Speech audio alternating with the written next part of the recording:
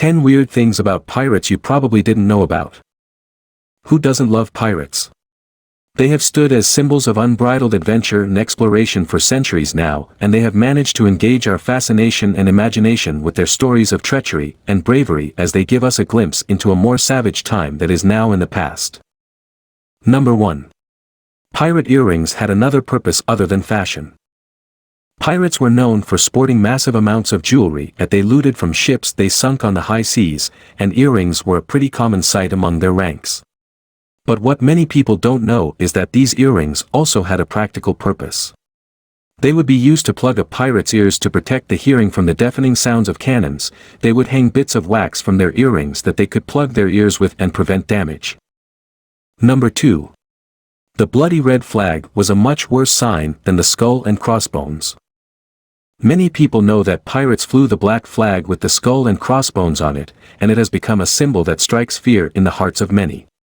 But apparently, during the pirates' heyday, one flag that was worse than the traditional black one was its blood-red counterpart. It's not a flag that you would see often, but when you did, you were right to freak out. This flag meant that the pirates flying it had murder on their mind, and that if they were successful at capturing your ship, everyone aboard it would be murdered. Number 3. Not all pirates wore eye patches because they were missing an eye. Among other things like a peg leg and a curved blade, the traditional eye patch is a universal mark of a pirate, but apparently most pirates didn't wear it because they were missing an eye, but to see better in the dark. By keeping one eye constantly in the dark, hidden under an eye patch, the pupil of that eye would always be open wide, so whenever they needed to see in the dark, they would just lift the eye patch and the eye under it would instantly see what their other eye couldn't. That's genius if you ask me. Number 4. Pirates abducted Julius Caesar in 75 BC. In 75 BC, a group of pirates kidnapped the famous Roman dictator Julius Caesar and asked for 20 talents as ransom. Talents were a unit of weight measurements in ancient times. Apparently Caesar laughed in their face and said he was worth at least 50 talents. He reportedly told the pirate stories and recited poetry for them while waiting for his ransom to be sent. But the pirates didn't get to spend that money after all, because when his officials showed up, he had every last pirate crucified for daring to kidnap him. Number 5.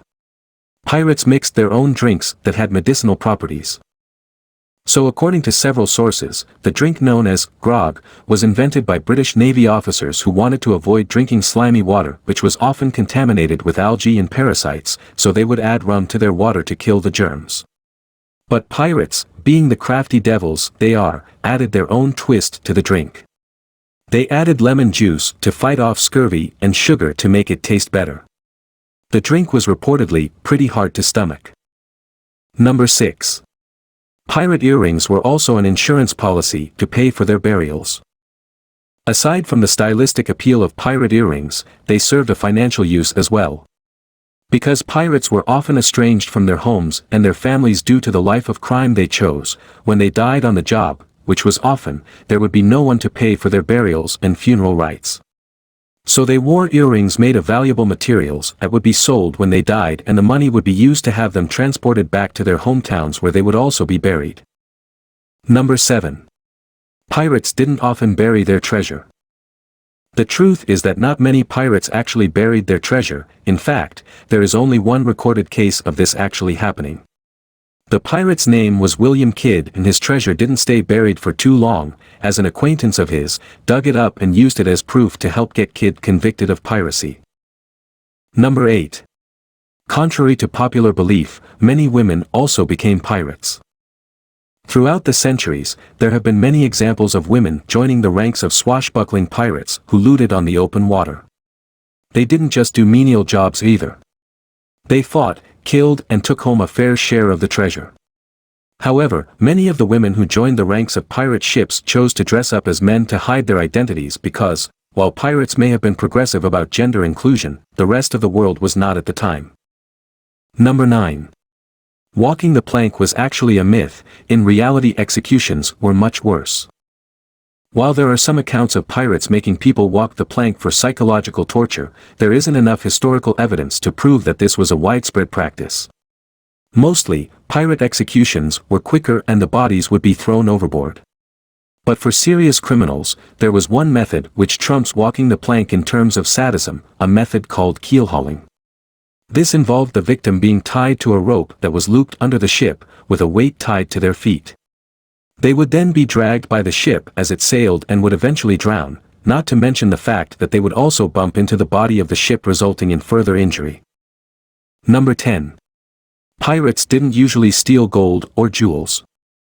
Pirates didn't actually steal that much gold or jewels, because most ships that they looted weren't carrying that kind of cargo. They generally stole weapons, food and alcohol. Other common commodities that pirates would steal were things like lumber, fabrics and animal hides. Perhaps this is why they didn't bury their treasure, because the kind of treasure they stole was not anything that would increase in value if it was buried in the ground, and would be much more useful for their day-to-day needs. Thanks for watching. Please like and subscribe.